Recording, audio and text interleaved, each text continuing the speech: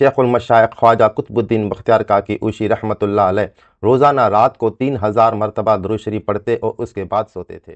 محبوب الہی خواجہ نظام الدین اولیاء دہلوی رحمۃ اللہ علیہ فرماتے ہیں کہ 20 ماہ ذی الحج 655 کو چاشت کے وقت شیخ الاسلام حضرت بابا فرید مسعود گنج شکر کی سعادت قدم بوسی حاصل ہوئی۔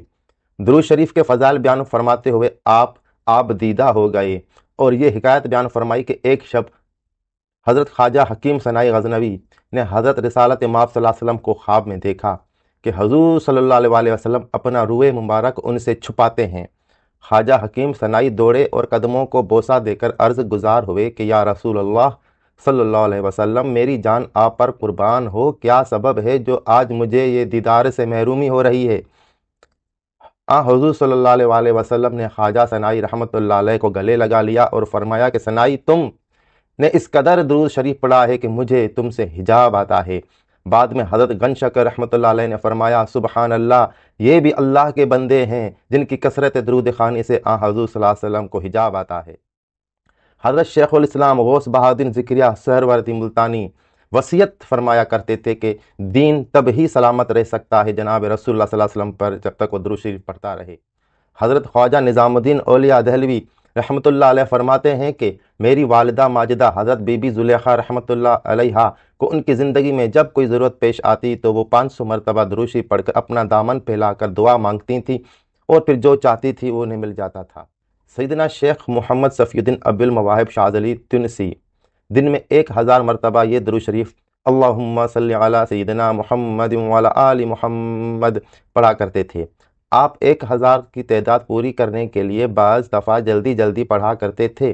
نبی کریم صلی اللہ علیہ وسلم خواب میں تشریف لائے اور فرمایا کیا تمہیں معلوم نہیں کہ جلد بازی شیطان کا کام ہے؟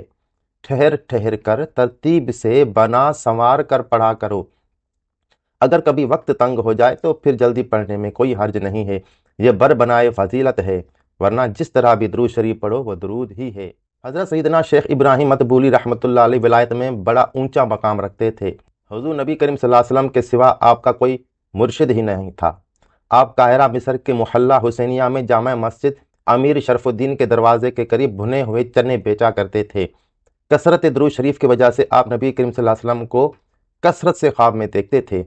آپ اپنی والدہ ماجدہ کو اس کی اطلاع دیتے تو وہ فرماتی کہ بیٹا، مرد وہ ہے جسے بیداری میں نبی کریم صلی اللہ علیہ وسلم کی زیارت ہو۔ جب آپ بیداری میں حضور نبی کریم صلی اللہ علیہ وسلم سے ملنے لگے اور مختلف معاملات میں مشورے کرنے لگے تو آپ کی والدہ محترمہ فرمانے لگیں کہ اب تم بالغ ہوئے ہو اور مردانگی کے میدان میں پہنچے ہو۔ امام عبد الوہاب شعرانی رحمۃ اللہ علیہ اپنی کتاب لواق حل انوار القدسیہ فی بیان العہود المحمدیہ میں فرماتے ہیں کہ سیدی شیخ علی نور الدین شونی رحمۃ اللہ علیہ، شون مصر میں جزیرہ بنی نصر احمدی کا ایک شہر ہے، روزانہ 10,000 مرتبہ درود شریف پڑھتے تھے، اور شیخ احمد الزواوی الجیری مصری رحمۃ اللہ علیہ مدفون دمنہور مصر کا طریقہ تھا کہ روزانہ 40,000 مرتبہ درود شریف پڑھا کرتے تھے۔ علامہ شعرانی فرماتے ہیں کہ مجھے ایک بار انہوں نے فرمایا ہمارا طریقہ یہ ہے کہ ہم بہت ہی کثرت سے نبی کریم صلی اللہ علیہ وسلم پر درود شریف پڑھتے ہیں، یہاں تک کہ بیداری میں آپ صلی اللہ علیہ وسلم ہمارے ساتھ تشریف فرما ہوتے ہیں، ہم آپ صلی اللہ علیہ وسلم کے ساتھ صحابہ کرام کی مانند مجلس میں حاضر رہتے ہیں اور آپ صلی اللہ علیہ وسلم سے اپنے دین کے متعلق پوچھتے ہیں، اور ان احادیث کے متعلق جنہیں حفاظ حدیث نے ضعیف قرار دیا ہے وہ ہمارے پاس ہوتی ہیں، اور ہم حضور صلی اللہ علیہ وسلم کے قول کے مطابق عمل کرتے ہیں۔ جب تک ہماری یہ کیفیت نہ ہو ہم اپنے آپ کو بکثرت درود شریف پڑھنے والوں میں نہیں سمجھتے۔ اے میرے بھائی، تجھے معلوم ہونا چاہیے کہ بارگاہ خداوندی میں پہنچنے کا قریب ترین راستہ نبی کریم صلی اللہ علیہ وسلم پر درود بھیجنا ہے۔ وآخر دعوانا ان الحمد للہ رب العالمین۔ جزاک اللہ خیرہ۔